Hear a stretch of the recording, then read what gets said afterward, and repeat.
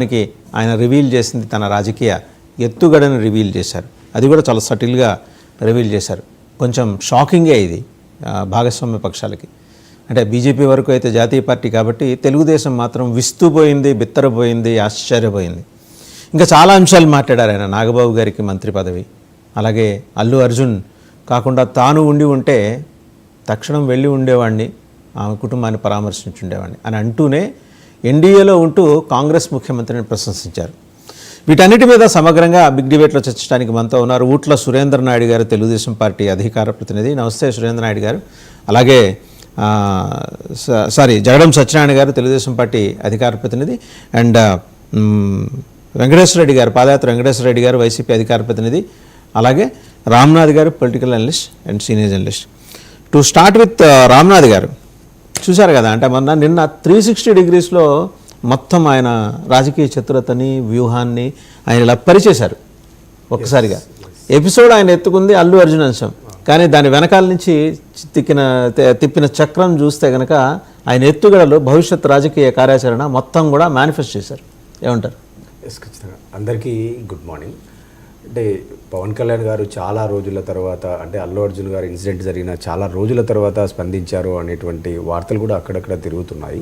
కాకపోతే ఇక్కడ పవన్ కళ్యాణ్ గారి సుదీర్ఘమైనటువంటి ప్రెస్ మీట్ పరిశీలించినప్పుడు ఒక అల్లు అర్జున్ అంశంతో పాటు అనేక అంశాలను కూడా ఆయన మాట్లాడడం, అడ్రస్ చేయడం చూస్తే ఖచ్చితంగా చాలా క్లారిటీగా, చాలా ప్రణాళికతో ఒక రోడ్ మ్యాప్ ఆయన ప్రిపేర్ చేసుకుంటున్నాడు అనేది మనకు కనపడింది. అంటే గతంలో కూడా జనసేన పార్టీ పైన కొన్ని ఆరోపణలు చూసినాం. అంటే సంస్థాగతంగా పార్టీ లేదు, నాయకుడికి ఇమేజ్ ఉంది, కానీ గ్రామ స్థాయిలో, మండల స్థాయిలో, జిల్లా స్థాయిలో అన్ని స్థానాలలో వాళ్ళకంటూ ఒక బలమైన నిర్మాణం లేదు అనేటువంటి ఆరోపణలు, విమర్శలు కూడా మనం చాలాసార్లు చూసాం, మనం కూడా డిబేట్ చేసాం. సో ఈరోజు పవన్ కళ్యాణ్ గారికి ఒక ఎగ్జిస్టెన్స్, ఒక హోదా, ఒక అధికారం రావడం వల్ల సో ఇప్పుడున్నటువంటి సమయాన్ని, ఇప్పుడున్నటువంటి పవర్ను ఉపయోగించుకుంటూ ఒక రోడ్ మ్యాప్ వేసుకోబోతున్నారు. అంటే నెలలో 2 వారాల పాటు నేను జిల్లాల పర్యటన చేస్తాను, అందరినీ కోఆర్డినేషన్ చేసుకుంటాను అని ప్రకటించడం అనేది ఖచ్చితంగా గ్రామ స్థాయి, మండల స్థాయి కార్యకర్తల్లో ఒక ఉత్సాహం, ఒక ఆనందాన్ని అయితే ఖచ్చితంగా ఇస్తుంది. అది పార్టీ యొక్క నిర్మాణానికి ఖచ్చితంగా తోడ్పాటు ఇస్తుందనే చెప్పాలా. ఇంకా వేరే అల్లు అర్జున్ విషయం సంబంధించి ఏంటంటే, ఈరోజు 27 రోజుల తర్వాత స్పందించారు, ఇన్ని రోజులు ఎందుకు అనేటువంటి రాజకీయ ఆరోపణలు కూడా చూస్తున్నాం. నేనేమంటానంటే ఈ విషయాన్ని మనం ఫస్ట్ రోజు నుంచి కూడా ఒకసారి ఆలోచిస్తే, ఎవరైతే నిర్వహిస్తుంటారో ఖచ్చితంగా నిర్వహణ లోపం అక్కడ ఉంది. అంటే అక్కడ థియేటర్ యాజమాన్యాన్ని కానీ, ఇక్కడ అల్లు అర్జున్ గారి యొక్క టీం కానీ వాళ్ళు కోఆర్డినేషన్ చేసుకోవడం, అంటే అక్కడ ఎంతమంది క్రౌడ్ ఉన్నారు, మనం ఏ టయానికి బయలుదేరాలా, అంటే థియేటర్లోకి మొత్తం జనాలు పోయిన తర్వాత అల్లు అర్జున్ లోపలికి ఎంటర్ అయితే బాగుంటుందా, ఏదో వచ్చేటప్పుడు కొంత ఆయన వేవ్ చేసినా బాగుండేది. సో ఇలాంటి రకరకాల అభిప్రాయాలు, చర్చలు చూసాం. కాబట్టి ఈరోజు పవన్ కళ్యాణ్ గారి ప్రెస్ మీట్లో కూడా ఈ అంశాలన్నీ కూడా ఆయన మాట్లాడాడు.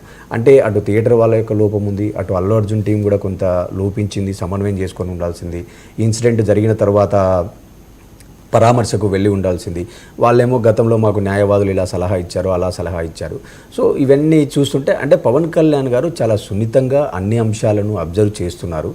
మీకు ఒక విషయం ఇక్కడ చెప్పాల్సిందంటే, గతంలో పివి నరసింహారావు గారు ఒక విషయాన్ని చెప్పడం జరిగింది. ఏంటంటే నిర్ణయం తీసుకోకపోవడం కూడా ఒక నిర్ణయం. సో ఇలా పవన్ కళ్యాణ్ గారి గురించి ఆలోచించినప్పుడు ఏమనిపించిందంటే, సో ఎప్పుడు స్పందించాలో అప్పుడు స్పందిస్తే బాగుంటుంది తప్ప ప్రతిదానికి మనం స్పందిస్తూ పోవాలా. ఆయన నిర్ణయం తీసుకున్నారు, సమయం కోసం అదే తీసుకున్నారు. అంటే నిర్ణయం తీసుకున్నా కూడా అది మనకు బయటికి చెప్పినప్పుడు ఏమైపోతుంది, ఇప్పుడు మనకు అదేదో ఒక సామెత కూడా ఉంటుంది, అంటే నిశ్శబ్దం అర్ధాంగీకారమా ఏదో సంథింగ్ లైక్ దట్.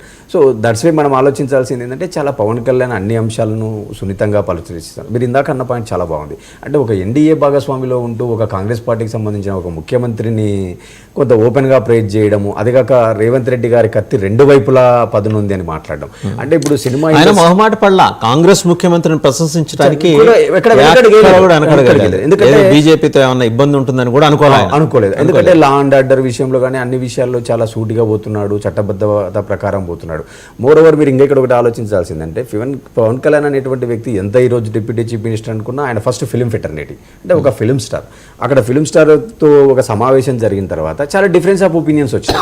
అంటే మనం చూసినాం మురళీమోహన్ గారు లాంటి వ్యక్తులు కొందరు అక్కడక్కడ కూడా ఆ సమావేశం పైన కొంత లుకలుకలు మాట్లాడడం, అంటే మమ్మల్ని అందరినీ ఒక ½ అవర్ వెయిట్ చేయించాడు, అంత లోపల ఆయన ఏం మాట్లాడాడు, లోపల ఇవన్నీ మామూలే, కొంత మాకు అవమానం జరిగింది అన్నట్టు కూడా అక్కడక్కడ మనం కొన్ని వార్తలు వింటున్నాం. కానీ పవన్ కళ్యాణ్ గారు ఆయన ఎక్కడా కూడా మాట్లాడకుండా రేవంత్ రెడ్డి గారికి లా అండ్ ఆర్డర్ పైన సరైన అవగాహన ఉంది, ఇండస్ట్రీ పైన చక్కటి సంబంధాలు ఉన్నాయి, అవగాహన ఉంది, ఒక రోడ్ మ్యాప్ ఉంది అని ప్రేజ్ చేయడాన్ని చూస్తూ ఉంటే అంటే ఏ అంశాన్ని రాజకీయం చేయాలా, ఏ అంశంలో కొంత మనం సంయమనం పాటించాలా అనేటువంటి అంశాల్లో చాలా బ్యాలెన్స్డ్గా పోతున్నారు అనేది ఈరోజు మనకు కనపడింది. రైట్, మళ్ళీ మీ దగ్గరికి వస్తాను. ఒకసారి పూడి తిరుపతిరావు గారి దగ్గరికి వెళ్దాం, బీజేపీ అధికార ప్రతినిధి. తిరుపతిరావు గారు నమస్కారం. చాలా రోజులైంది.